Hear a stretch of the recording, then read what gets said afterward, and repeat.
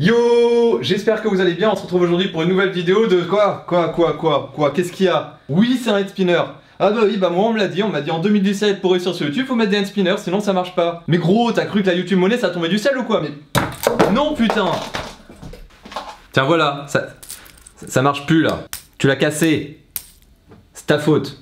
Plus sérieusement, est-ce que tu sais cadrer un joli plan? Bah tu vas me dire que oui, mais moi je vais te dire que non. Sauf si tu connais les quelques règles que je vais t'expliquer tout de suite. Ce qu'il faut toujours garder à l'esprit, et ce que je répète dans chacune de mes vidéos, c'est que tout ce que tu vas voir dans une vidéo ou dans un film a été pensé et signifie quelque chose. Et je vais te montrer que la façon dont tu composes ton image peut être améliorée et va te permettre d'appuyer implicitement ton point de vue. Si par exemple je te montre cette scène et cette scène là, tu vas me dire qu'elles sont complètement différentes. Et bien c'est tout simplement parce que l'échelle de plan entre ces deux scènes n'est pas la même. Les différentes échelles de plan peuvent être représentées sur cette simple image. Donc là on voit bien toutes les échelles de plan qui existent, enfin du moins à peu près, et chacune d'entre elles ont leur intérêt bien particulier. Je vais donc vous présenter les échelles de plan les plus utilisées en général. Tout d'abord il y a le plan général. Le plan général ou plan large est généralement utilisé pour montrer une grande zone géographique, que ce soit une ville, un grand désert, une partie du monde, peu importe. Il sert tout simplement à montrer la zone géographique où va se situer la scène en question. Il est généralement utilisé dans les scènes d'exposition par exemple. Le plan d'ensemble, lui, sert à se focaliser un peu plus sur un élément de la ville par exemple. Ça peut être un immeuble ou une maison. On peut d'ailleurs généralement y faire apparaître des acteurs si besoin. On va retrouver ensuite les plans de demi-ensemble ou de semi-ensemble. Ces plans-là sont généralement utilisés pour permettre de montrer des acteurs qui se mouvoient dans un décor. On arrive ensuite au plan moyen ou plan pied. Ce plan cadre l'acteur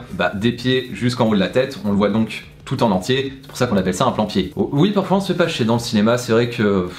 pourquoi faire compliqué quand on peut faire simple? D'ailleurs, le nom des plans suivants est assez simple car il va tout simplement s'appuyer sur les parties du corps que l'on montre. Donc bien évidemment, après le plan pied, on peut retrouver le plan genou, ou aussi appelé plan italien. Encore un peu plus serré que ça, on retrouve le plan américain qui est cadré entre le genou et la ceinture. Pour information, on appelle ce plan américain car dans les westerns, on cadre les cow-boys de cette façon-là car ça permet de montrer le holster et la tête des personnages. Donc on a toutes les informations les plus importantes lors des duels sur le même plan. Et ça continue ainsi de suite, on retrouve après le plan ceinture ou le plan taille. Juste après, on va retrouver le plan poitrine. Ce plan permet donc de mettre en avant les émotions sur le visage de l'acteur et donc de les faire ressentir au spectateur. Encore un peu plus serré, on va retrouver le plan épaule. Oui, non, parce que franchement les gars, ils ont voulu donner un nom à tout, hein. Les gars, plan épaule, plan épaule demi, plan épaule de quart, plan épaule plus le poil de l'épaule, donc c'est juste au-dessus.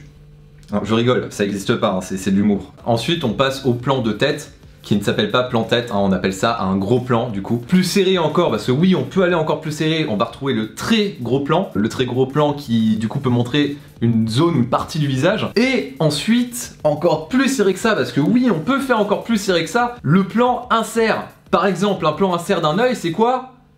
C'est ça.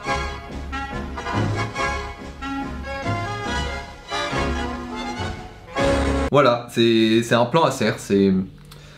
Donc bon, je vais pas rentrer plus dans les détails, tu auras compris l'idée générale, mais ce qu'il faut savoir c'est que si on a donné autant de noms à tous ces échelles de plans, c'est tout simplement pour que demain, en tant que réalisateur sur ton plateau de tournage, tu puisses dire à ton chef-op quel plan tu veux. Jamy, tu peux me faire un plan américain sur Francis, s'il te plaît? Oui, je te le fais tout de suite. Et ton chef opérateur, du coup, saura comment cadrer ton plan pour avoir celui que tu avais en tête.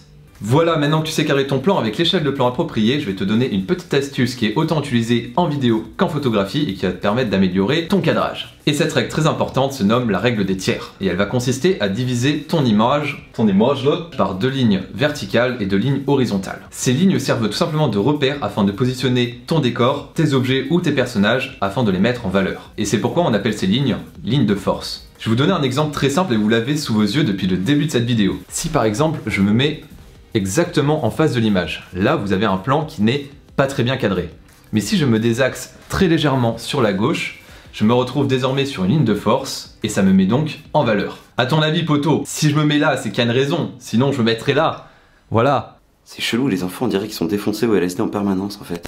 Vous aurez aussi remarqué que ces lignes se croisent en 4 points. On appelle ces points de force. Ces points de force sont très importants car ils permettent d'attirer le regard du spectateur vers eux. C'est pour cette raison que généralement lorsque l'on cadre un personnage, on essaye de le disposer sur une de ces lignes et qu'on essaye au maximum d'avoir sa tête sur un de ces points de force. Ou bien lors d'un plan plus rapproché comme un champ contre champ, on essaye de placer le regard de l'acteur sur un de ces points de force, ce qui permet d'happer le regard du spectateur. Donc surtout retenez bien que ces lignes permettent de mettre en valeur des éléments importants de votre cadre et qu'elles sont donc essentielles pour la composition de votre plan. Voilà, maintenant que vous savez correctement utiliser les échelles de plan et que vous savez utiliser la règle des tiers, vous avez toutes les cartes en main afin de réaliser un joli cadre. Et voilà, je vous invite à essayer toutes ces techniques chez vous, à me dire en commentaire ce que ça donnait. N'oubliez pas de laisser un petit pouce bleu à cette vidéo, à vous abonner à la chaîne si ce n'est pas toujours fait, et éventuellement à me soutenir sur Tipeee, ça évitera de foutre des hand spinners dans toutes mes vidéos, parce qu'on va pas se mentir, c'est chiant.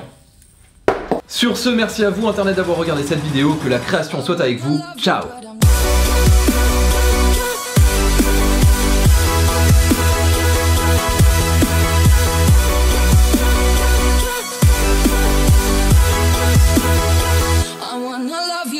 Je précise tout de suite, si je mets une casquette, c'est que j'ai une coupe de merde. Voilà, cherchez pas plus loin les gars, y a pas de soleil ici. Hein.